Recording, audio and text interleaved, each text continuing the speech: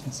ఇది మ్యాక్సిమం ఈరోజు ఒక వార్తాపత్రికలో వచ్చినవి కూడా అన్ని all items are related to horizontal reservation. Horizontal reservation first time మనము ఇంప్లిమెంట్ చేస్తున్నప్పుడు చాలామంది డౌట్ వచ్చి ఆ హెల్ప్ డెస్క్స్ రావడం జరిగింది, కాల్ సెంటర్స్ ఫోన్ చేయడం జరిగింది, కొంతమంది గ్రీవెన్సెస్ రైజ్ చేశారు.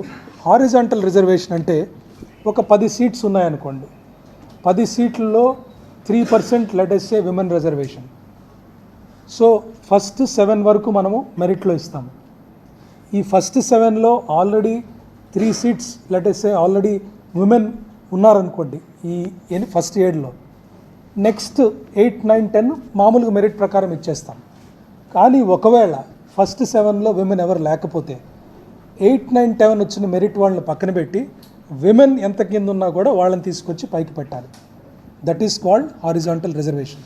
Horizontal reservation applies for sports quota, for disability quota, women, అలాగే ఎక్స్ సర్వీస్ మెన్, ఇవన్నిటికీ హారిజాంటల్ కోటా అప్లై అవుద్ది. ఇది మనం పెట్టింది కాదు.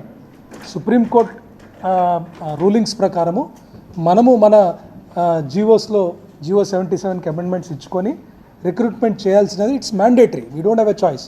సో ఈరోజు పేపర్లో వచ్చినవి కూడా చాలా క్లియర్గా నేను చూస్తే, నేను లాస్ట్లో ఎక్స్ప్లెయిన్ చేస్తాను, అన్నీ కూడా ఇదే.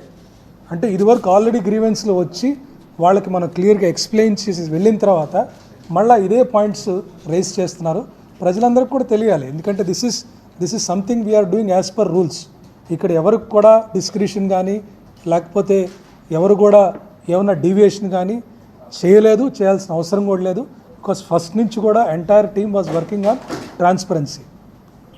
ఈ రికార్డ్ టైంలో చేయగలిగామంటే ఎన్ని కోర్ట్ కేసెస్ పడినా కూడా, సుప్రీంకోర్టుకి వెళ్ళి వేసినా కూడా కోర్ట్స్ అన్నీ మనం ఇచ్చిన సమాధానాలు, మనం ఇచ్చిన రిప్లైస్కి they were satisfied that there is no deviation, there is no violation anywhere అని చెప్పి ఎక్కడ స్టేస్ ఇవ్వడం కానీ ఎక్కడ కానీ ఆపలేదు. కాబట్టే we were able to do. ఇదివరకు ఎప్పుడు ఈ 148 డేస్లో nobody was able to do.